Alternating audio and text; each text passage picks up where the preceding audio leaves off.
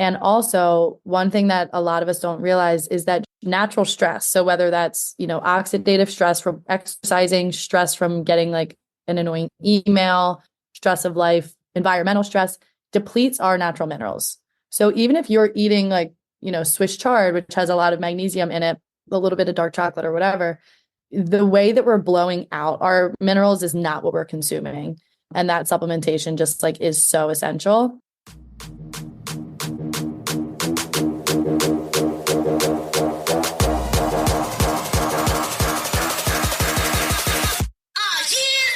Welcome to Suburban Warrior, the podcast that will impact, inspire, and empower you to transform your mindset and become the badass warrior that you are. I'm your host and fellow warrior, Chrissy Pfeiffer, former clinician and corporate marketing exec turned multi-passionate entrepreneur, performance and life coach, and mom to 4 not-so-little warriors. Each week, I will bring you honest conversations with inspiring guests to share their stories of resilience, optimism, success, and simple yet effective strategies so that you transform your thoughts and change your behavior to get the results you want in your life. You will be empowered to take action, warrior up, and believe in you. Let's do this.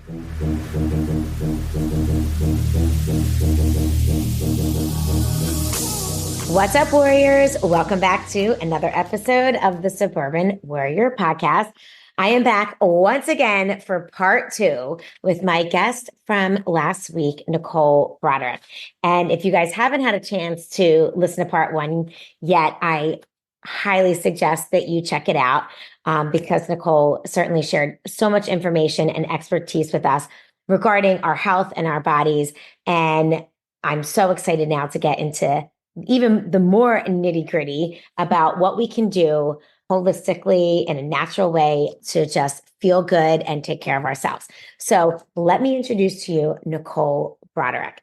Though looking healthy from the outside and blood work being normal, she felt like she was beginning to fall apart internally. She was exhausted but could never rest, irritable, unexplained skin breakouts, intense back pain, hormonal irregularities, digestive distress, and was living on coffee, which seemed to do nothing for her chronic fatigue. So she did what everyone else does, and she ignored it until she found NRT, Nutritional Response Testing. Now, as a practitioner in nutritional response testing, Nicole safely and effectively finds toxins in the body that we encounter every day. The stressor categories she addresses are parasites, chemicals, heavy metals, bacteria, virus, fungus, yeast, foods, and emotions. An abundance of these toxins in the body can drastically affect our well-being. She works with people who feel that they are scrambling to do the right things, but still feel something is just off. Many of her clients have been to doctor after doctor and are sick of hearing everything looks good when it clearly doesn't feel that way. She locates and clears the root of the issue rather than just placing a Band-Aid on the symptoms. Her practice of assessing the body is precise to you. No 2 bodies are the same, and therefore no 2 remedies will be the same. This gives the body the ability to successfully unwind, getting to a place of healing and self-regulation. Welcome back, Nicole. Thank you. So happy to be back. I know. Me too. I'm so happy to have you back, and I'm so excited for more because I could have just talked to you forever in the last episode, and I really loved hearing more and learning more about NRT, what it is, how it helps people.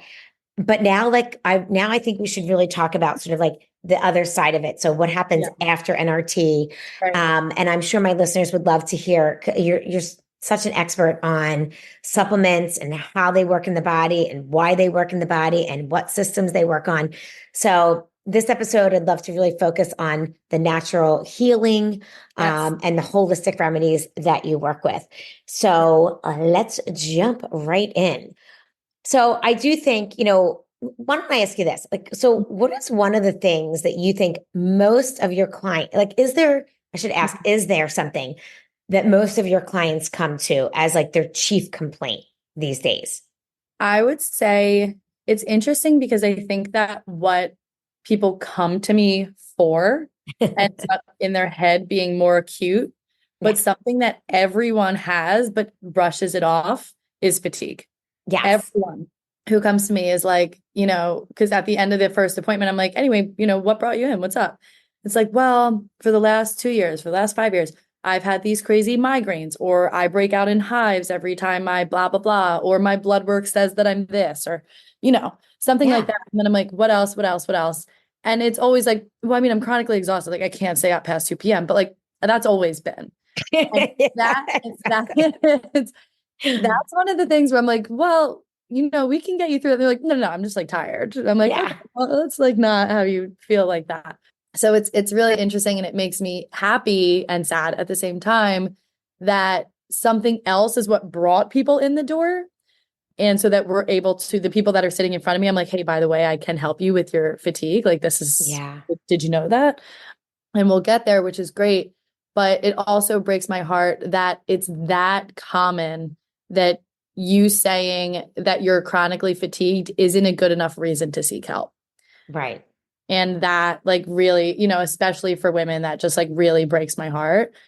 And then, yeah.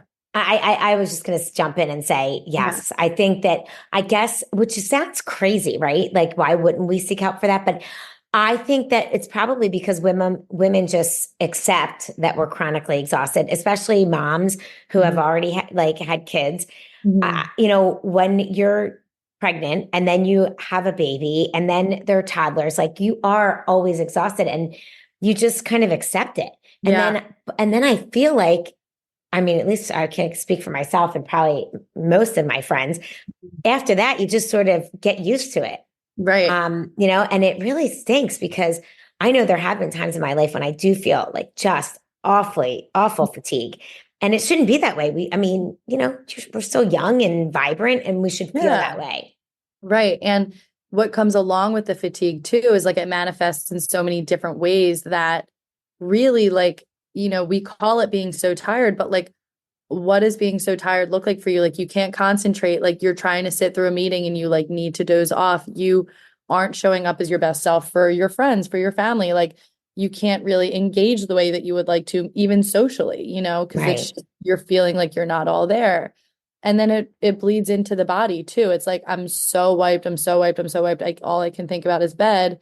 And there's no way I could possibly wrap my mind around getting to the gym or exercising or pushing my body, because like that in itself sounds like an absolute war. Like, so then we're in this way of like, we're calling it fatigue, but what are we actually experiencing? Like we're really experiencing like a much lower cognitive function than we have the ability to experience.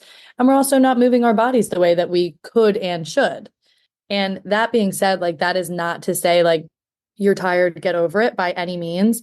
I actually tell a lot of women when they come in and they're like, I've been wanting to work out, but I just can't. I'm actually like, the way your body is in shape right now, like I don't want you working out because you don't have the reserve to do it. Get your body into a healing state and rid of all of these toxins and begin to actually like get you that gas tank you need. Then we can talk about pushing your body past its limits. But today's not that day. But we have so much guilt around that. Oh, absolutely. Okay. So once you figure out that there is that fatigue, what are some things that you look for? What are some things that maybe are helpful? I'm sure there's many different reasons why people are fatigued, but like, can you give us some like examples? Definitely. There's a few, like a lot of women will come in because they feel like their fatigue or whatever is due to a hormonal imbalance, right? We hear so much about hormones that we're like 100%. Yeah, like I'm so exhausted, plus my periods are painful. So this must be like, an estrogen thing or whatever. But looking at hormones, they are like the last things to complain. They're just the language that everything is speaking. So it's like, looking at your endocrine system, if your pituitary is speaking English and your adrenals are speaking French, the hormones aren't the issue. It's the organs, right? We got to get them turning on the same language. And then suddenly your hormones clean themselves up. So we might be right in like, it could be a hormonal symptom that you're feeling, but what drove the hormones in that direction? And one thing for sure is pathogens are just exhausting in themselves. They take a lot of energy out of us because our body's constantly in fight. So whether that's like a history of abundance of vaccines or vaccine overload, I don't want to say virus because viruses can be exhausting, but we know once the virus leaves our system, we kind of bounce back. Vaccines are sort of like a chronic virus, right? That we don't necessarily feel all the time. And then things like fungus, like a candida overgrowth in the gut slash mold. If you are living in a moldy environment, you can't heal. Like it just shuts down your hormonal system so, so bad because your body every single night is using all of its energetic capacity to try to fight this thing. So of course you Yeah. don't have any reserve to do anything else. Parasites, they eat through a lot of your gut lining. They take a lot of energy to kill. So, and then also bacterias and Lyme, sort of the same thing. They're foreign living things that shouldn't be in our body. So when you're experiencing, microbes, it's super, super exhausting to the system. But oftentimes what a lot of those microbes do is they destroy the microbes in your gut. And that's where a lot of your happy hormones are made too. And a lot of us don't talk about this, but we have an entire nervous system within the gut called the enteric nervous system. And, we think about the gut brain connection, but really the gut actually comes first. That's where the majority of our happy hormones are made.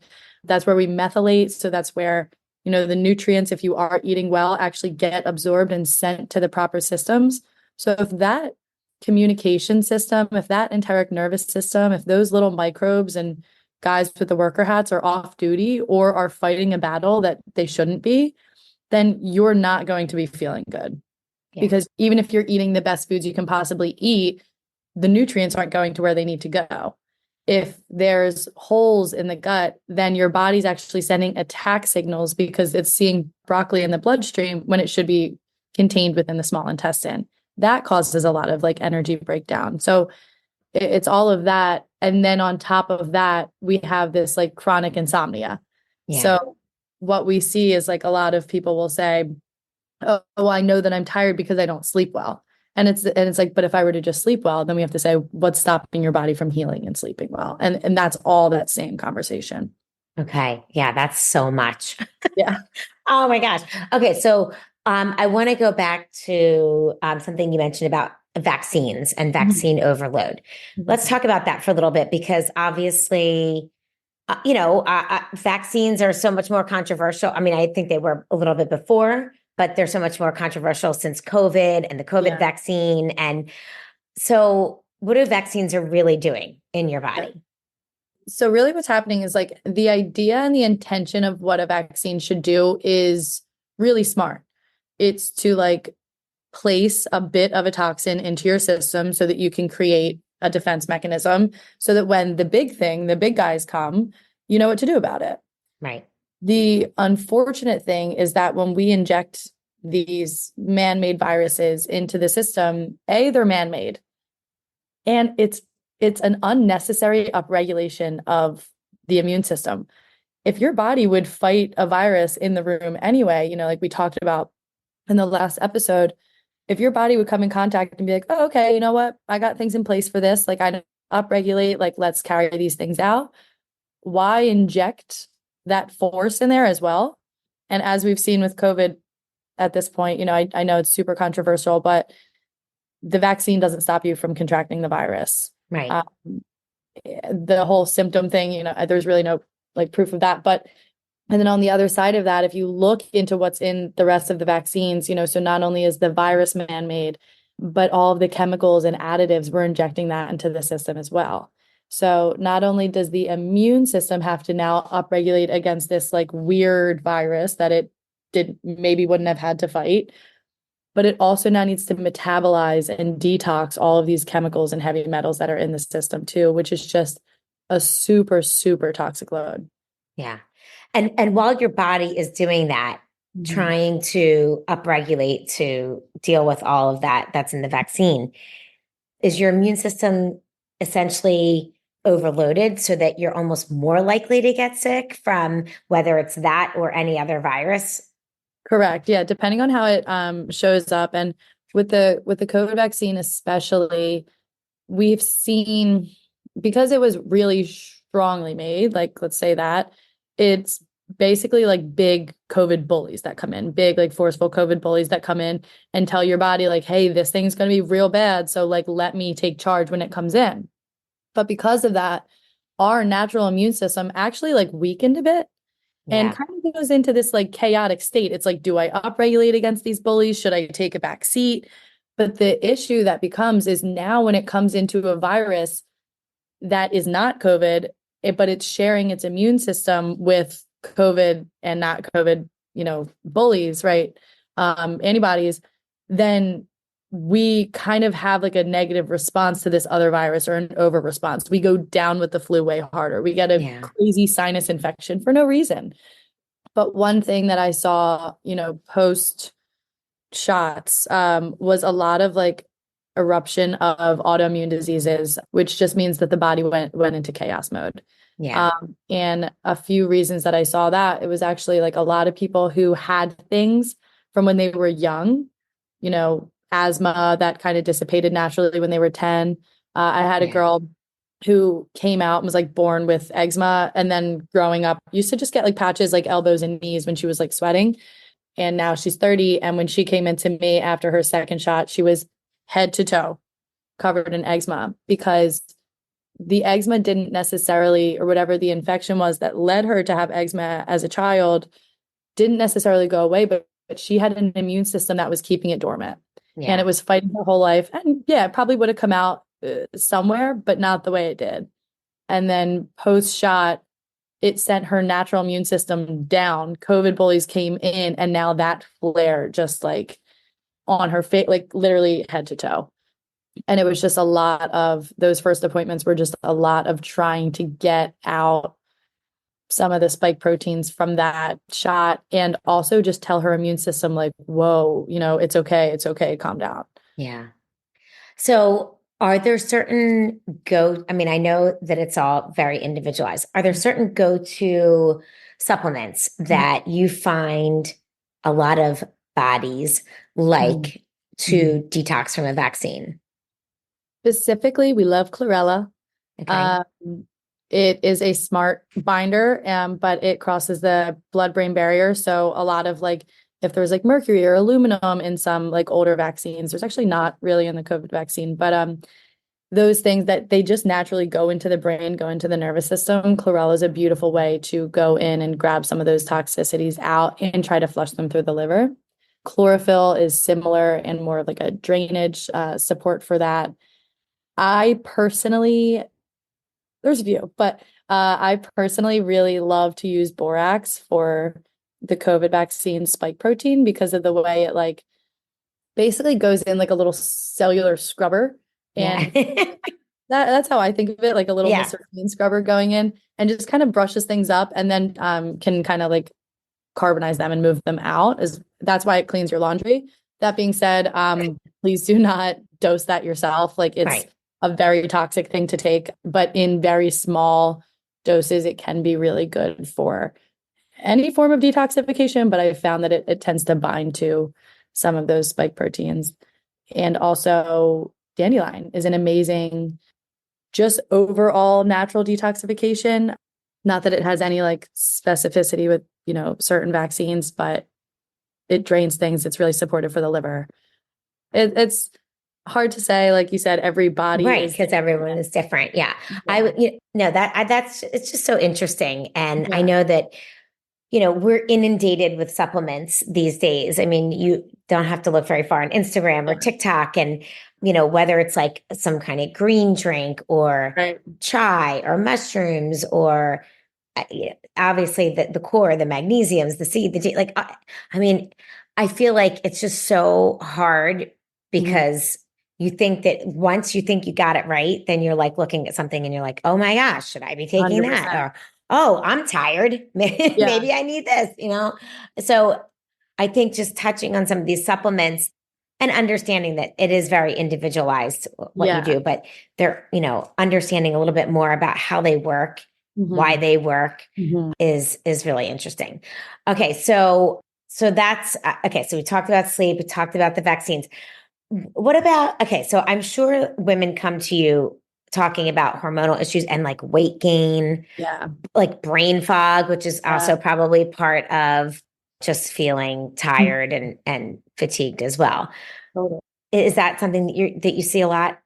Yeah, definitely. And hormonal issues can look very different, whether it's like menopausal or women who are like younger girls who are getting their period every 2 weeks for 8 days, or who can't go to school, who are throwing up, like all of these things. And half the answers for young people is to go on the pill, which is just like outrageous. But weight gain and weight stagnation is definitely like a big complaint. Yeah. And I think that women, post baby or whatever, that's typically the age I see where it's like, it used to be really easy for me to like eat healthy for a week and drop the pounds. And now it's just stuck. And with that, I want to look at hormones. I'll do all of the things, but that really comes back to liver typically. Your project manager, your biggest detoxer, if it's not moving, nothing's going to move. But one of the biggest things that we forget is because we're like, I'm eating the salads, I'm intermittent fasting. Which Right. by the way, if you are a menstruating woman, please do not intermittent fast, especially in the morning. You need breakfast. You will end up gaining weight in the long run. But That's interesting. I was going to pause there for a second because so why a menstruating woman versus not menstruating? Because in all the menopause information that I've tried to educate myself with, and what you hear is you do hear that intermittent fasting is great for menopausal women. yes. So then I guess I just assume that it's great for everyone. But explain to me why not menstruating women? Yeah. So it sounds like pretty vague and like obviously like menstruating women have periods, but just what's going on cyclically. And it's the 4 phases, right? It's not bleeding and not bleeding. We have Right. ovulation, we have bleeding, follicular, and luteal. And the hormones that need to spike at different times of the month all need preparation. And majority of them, it all stems from a proper blood sugar regulation, which isn't just if you're eating sugar and carbs or not, but what is your actual lifestyle and timing of blood sugar regulation. So if you're fasting and you tell your body, I'm still in a parasympathetic state all day long, but then you need all of these hormones because you're in a healing state, but you're working, you're exercising, while not eating, you don't have the cholesterol to go to your brain, and that is going to end up like slowing down your progesterone. You basically go into survival mode, right? Because that's kind of like what starving yourself or like fasting is. It's like slowing everything down. And the first thing out the window when your body is trying to survive is hormones. The last thing it's thinking about is producing a baby if you're running from a tiger. Oh, right. So that's true.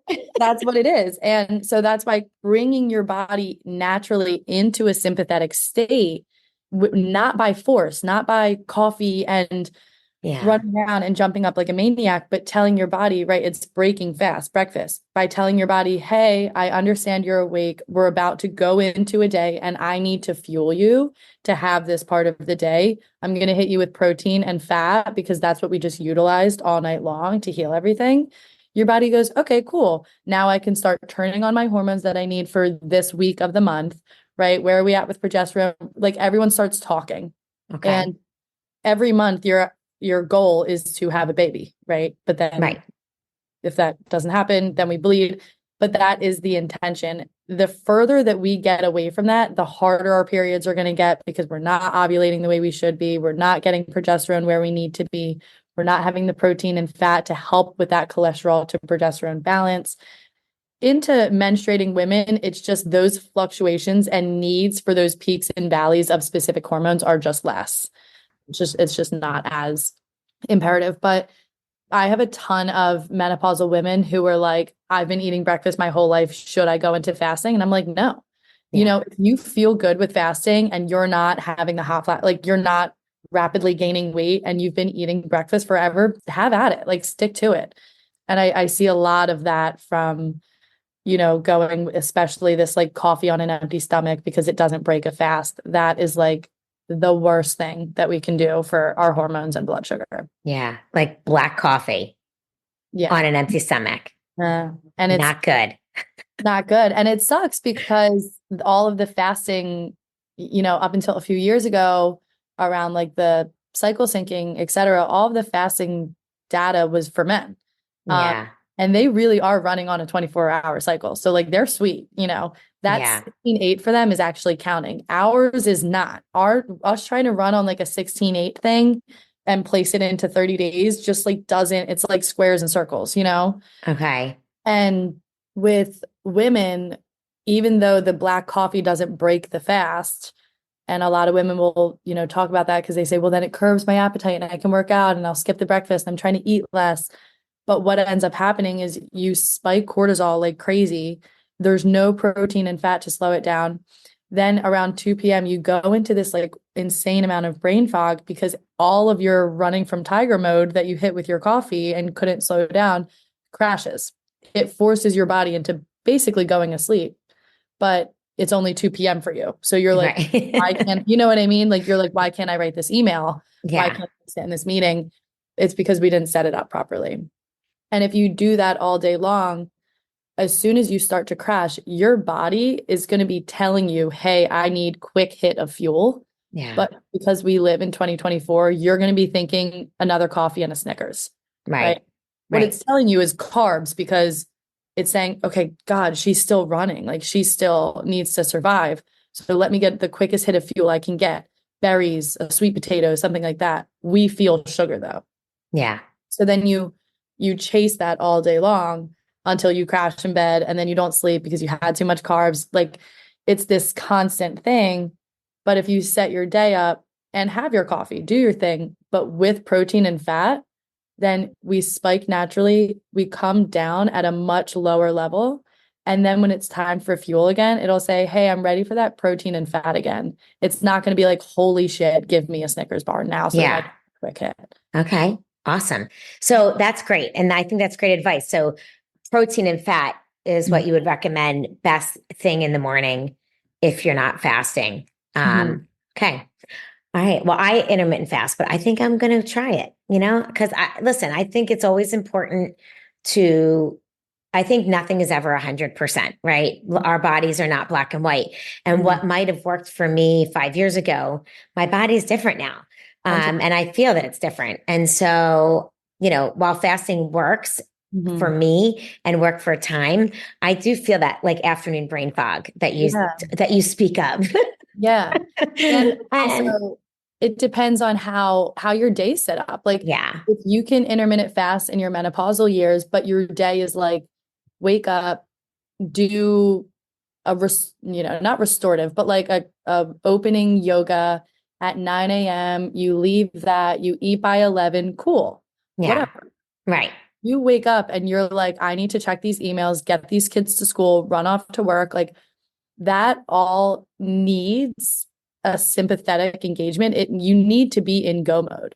But Yeah. if you tell your body you're still in sleep mode, which is what not eating does, if you tell your body you're still in sleep mode and then force the door open, it's almost like you're like a zombie. It's like you're sleepwalking Yeah. and you're going to feel a lot more panicked about things that shouldn't panic you.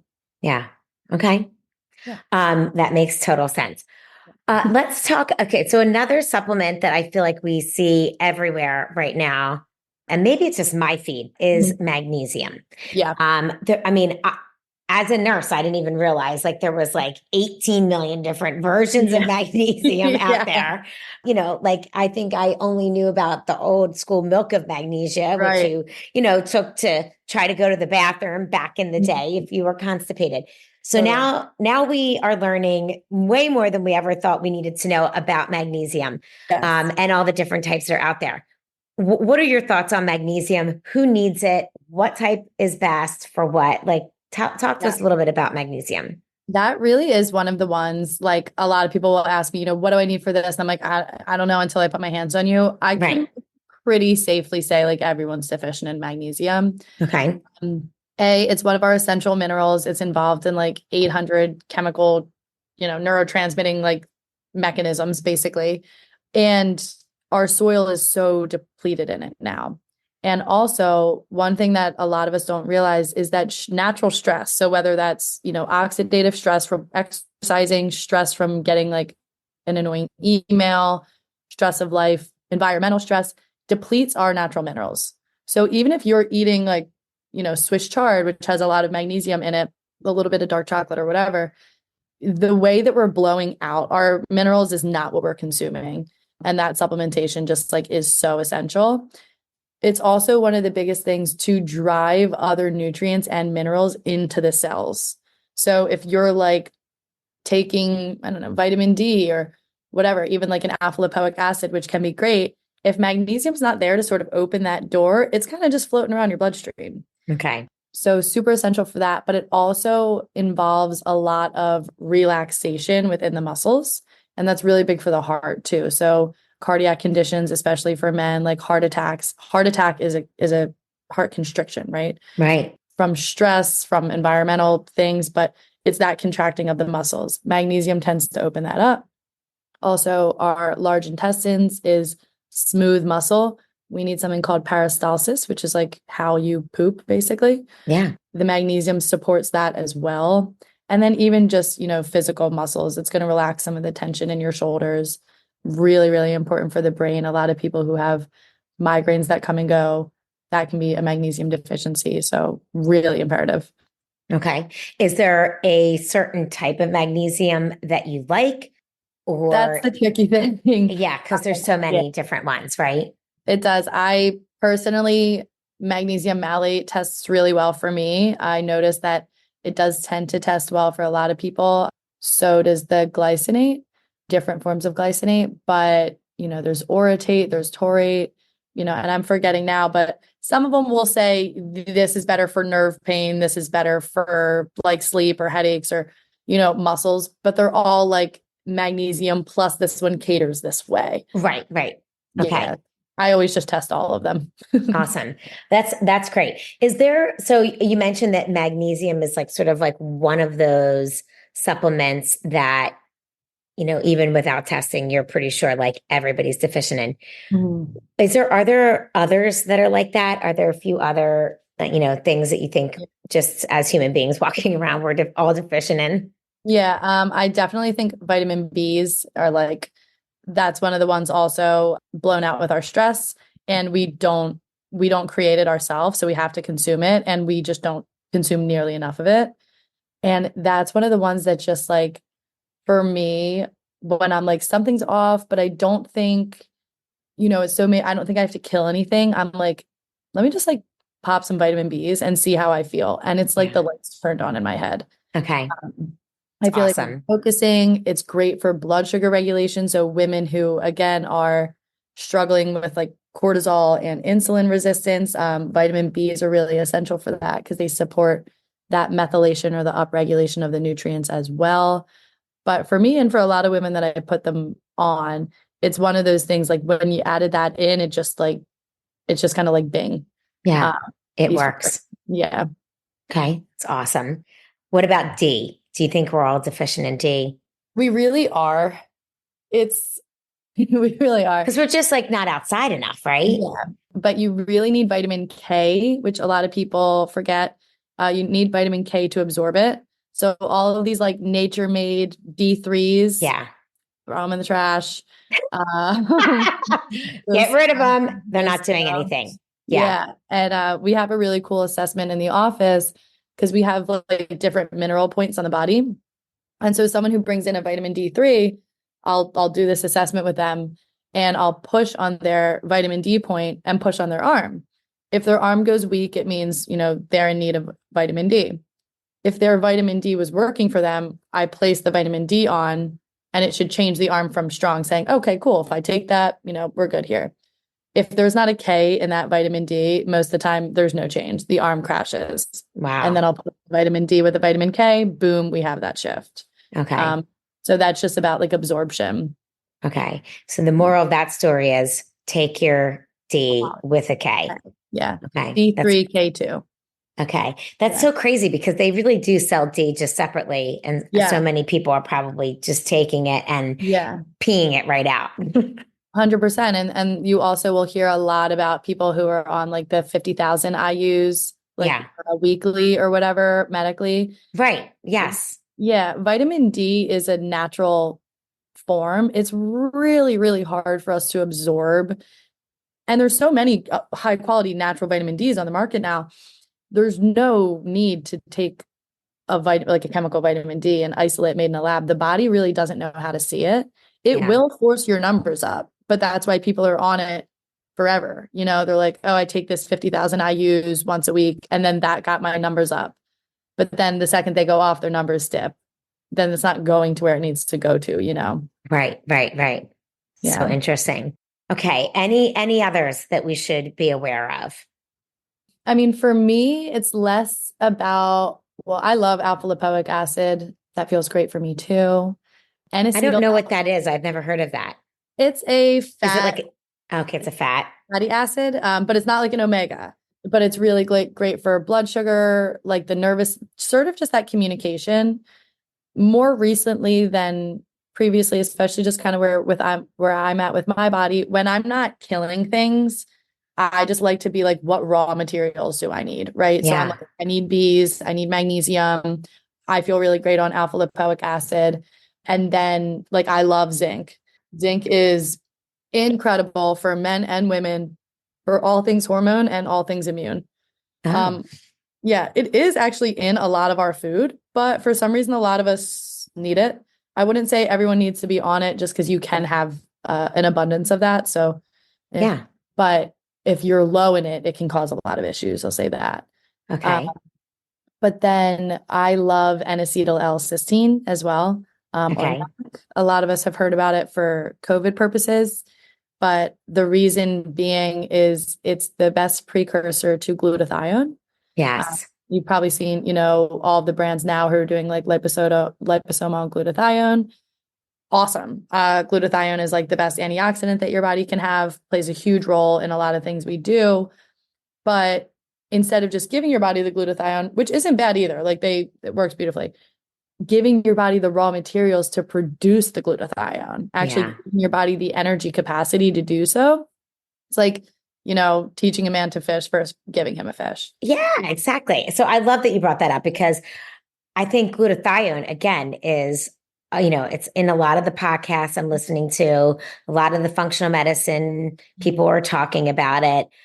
Obviously, it's not something that most people know about because it's something that's working at the cellular level. It's not like a vitamin C or D. Right. So, okay. So NAC is the precursor to glutathione to helping your body make it, which again, it's always like teach a man to fish, right? Yeah. And at that point, it becomes smarter as well. It's like your NAC will it'll pump out when it needs to pump out. Whereas like, okay, say you get a stuffy nose and you're like, oh, elderberry normally works for me for this. Let me hit it with let me combat this thing with elderberry. Okay, cool. Works for you. Your stuffy nose goes away. Great. But what about the things we don't feel? That's when the NAC is just so smart. It's like, okay, let's upregulate in this glutathione production over here. Or like, it's also really good for liver detoxification because of the antioxidants. It actually binds to a lot of our toxic molecules when bodies are trying to break down non-fat soluble toxins, basically toxins it doesn't recognize. NAC is there as like a little protein. It's like, hey, you can bind it to me and I'll help it flush out. So it's smart. It's utilized in the body where the body needs it most. Yeah, that's amazing. And is that something that you think is okay to take for an extended period of time? Yeah, definitely. And I think, you can upregulate it in like sick times. Like if you're feeling a little something going on, if you're traveling, if you're going to be on a plane, taking a little bit more, like 1,200 milligrams, because typically they're in like 600 milligram doses. So like, even one oftentimes is enough for a maintenance dose, sometimes two, depending. But then, if I see a bunch of clients back to back who were all like came in with the flu, their kids were throwing up, then it's COVID. I leave the office. I'm like, all right, I'm just going to pop 4 of these and be totally fine. And I am. Okay. That's also, well, it's so funny. That was going to be my next question was like, is there like a little cocktail that, that you recommend for just when, again, maybe you're not feeling your best or you feel something coming on, or, you're around sick people, or, you're traveling, or just something like that to sort of give like your immune system a little boost? Totally. I love, especially just like the climate that's been the past couple of years with COVID, like all things respiratory and like those type of things. I love quercetin as well. Okay. we love a NAC and quercetin combo. There's a bunch of different quercetins on the market. One of them is Thorne brand, which you Okay. places now. Their quercetin phytosome is awesome. It's antiviral, but it's also anti-inflammatory and antihistamine. So if you're having just like kind of over response, it tends to calm those as well, but super supportive for the respiratory system. And then zinc, that's when I would go ahead and like engage in a little bit more zinc. Okay. And then I really try to think about like all things drainage. So in my eyes, this is a little witchy, but I'm like white onions all day. Anything. Oh, Yeah. awesome. I love it. Yeah. I So also like eating them cooked uh, or raw and cooked. You could do cooked like a tea almost. okay. Oh, But you can make a cough syrup with just doing half a chopped of a white onion, put it in honey for 24 hours. And then the next day you would strain, it'll make the liquid like way less sticky. And then you would strain that liquid and you can use that like for over a year, keep that liquid in your fridge, throw the onion. wow. That's like an awesome cough syrup, a little tickle in the throat. If you have a sore throat, you can sleep with, chop an onion so that it's exposed, like just a whole white onion, and sleep with it saran wrapped on your neck. Will take out a sore throat. If you have a sick Wow. baby, put onions in their socks when they go to sleep. Okay. It'll pull out their cough. So That's amazing. yeah, like white onion. When anything, you want to think about all things congestion is like things not moving, right? Things not breaking, Right. things not moving. That's why you cry when you chop onions. It's literally, it pulls like immediately. Oh, yeah.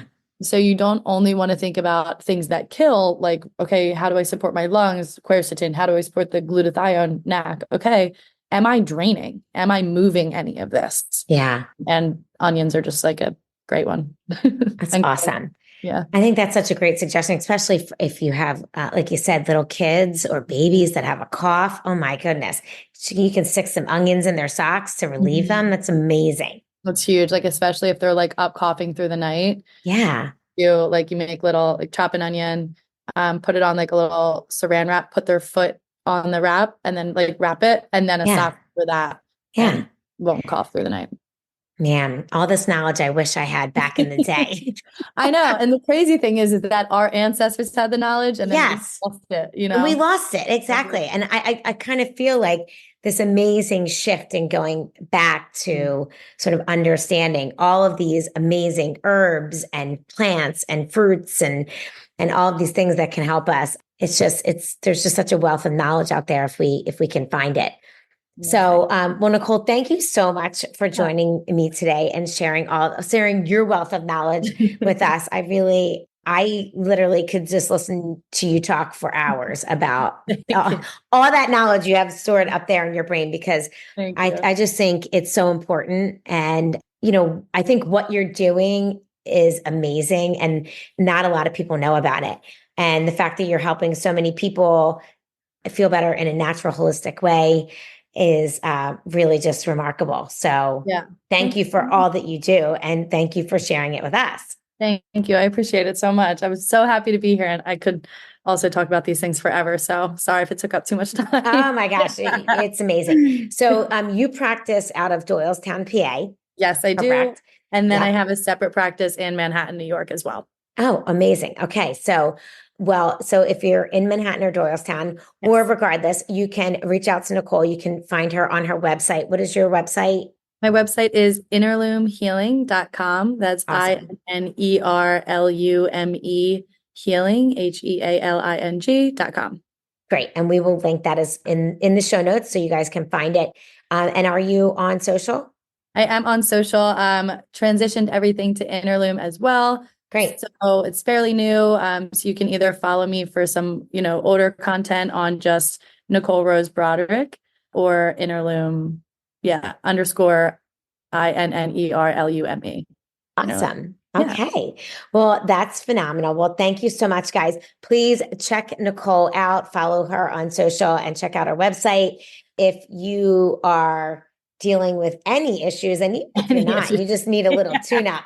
I highly Yeah. suggest you go see Nicole if you can, because she's pretty amazing. So thank you so much for being on the podcast, guys. Thank you for listening. We'll be back next week with another amazing warrior story for you. And thanks so much. I hope you guys are all feeling great today, and we'll talk to you next week. Bye-bye.